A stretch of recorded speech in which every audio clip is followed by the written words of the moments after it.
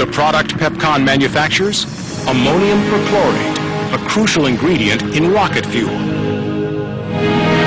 Television engineer Dennis Todd videotapes the blaze from nearby Black Mountain. The crew and I were on the mountain doing routine maintenance on a television tower. Looking at it, the brilliance of the fire was something like I'd never seen before. Look at that flame spread, will you? Rodney McCarroll also watches the growing inferno from a neighboring building. My plant was about 1,200 yards from where Pepcon was at. We could see people who were scrambling and fire hoses breaking out, and we saw that they were trying to fight this fire. Inside the factory, Pepcon employee Roy Westerfield realizes the true magnitude of the emergency and calls 911. Fire department? Emergency. We need the fire department. All you can get here immediately. What's the problem? Oh, we got everything's on fire. Close to 1,000 rescuers respond to the call, including Larry Sullivan. I knew what was in there. I know they store a lot of fuel there. And in fact, this day, there was approximately, from what I hear, 9 million pounds of this stuff stored there in plastic drums. Before Sullivan and the other firefighters can make their way to Pepcon, the chemicals, exposed to intense heat, finally reach the point of combustion. Ooh, that's going to be loud. The magnitude of that sound, when it reached us, was still extremely large for something that had traveled over a mile.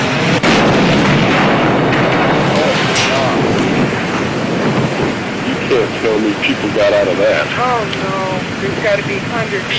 But the destruction has only just begun.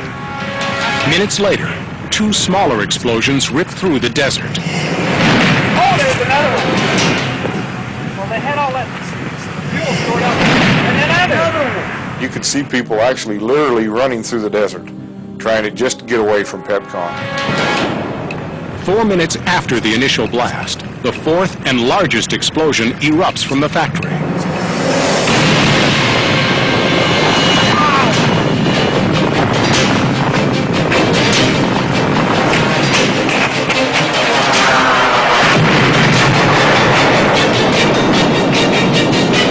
The explosion is so intense, the shockwave vaporizes a nearby factory and registers 3.5 on the Richter scale. It was just like a wall of water coming at you. And I remember it literally picking me up off my feet and never touching the ground. I mean, it literally picked me up and threw me at least 40 feet. We are back with more of our coverage of the explosion at Pacific Engineering just shortly before noon today. By now, news of the Pepcon disaster has spread throughout Nevada. We saw people walking across the desert like zombies. But the city of Henderson has already started rallying together to help their friends and neighbors.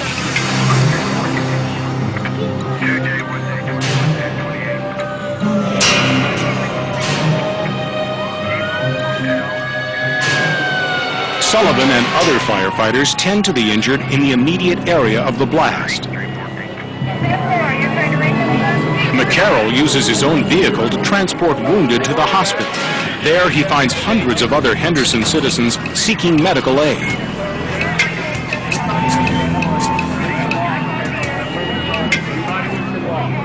At first I thought it was from Pepcon, but it's not.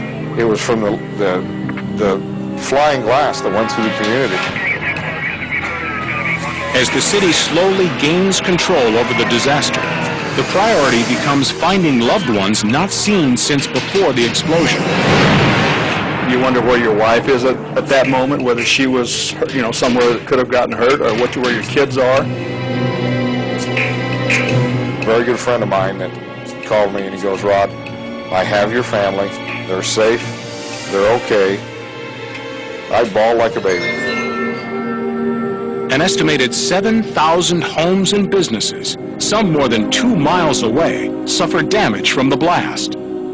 Incredibly, despite the magnitude of the destruction, only 2 lives are lost.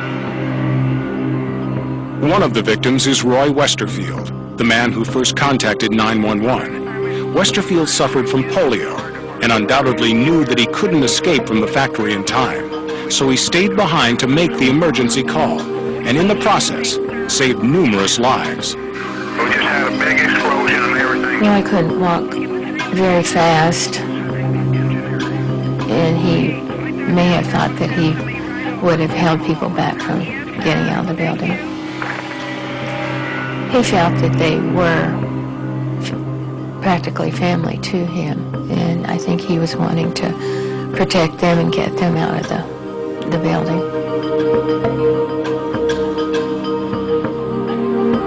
More than a decade later, it's difficult to find visible signs of the disaster. Even Pacific Engineering has relocated to a different state. But the memories run deep in Henderson, and its citizens cannot easily forget the moment that changed their lives forever. I thank God how lucky we were that day. You can't believe how lucky we were that day. My family's always been close, but I think we grew a lot closer to one another at that moment. That day brought a lot of things into perspective for a lot of us.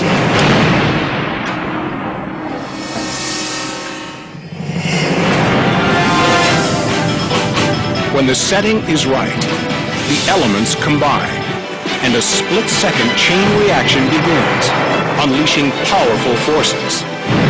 Some erupt without warning, leveling everything within their grasp. Others are created by science to improve the world as we know it. Whatever the case, theirs is a strength to be respected. They've altered lives and changed history.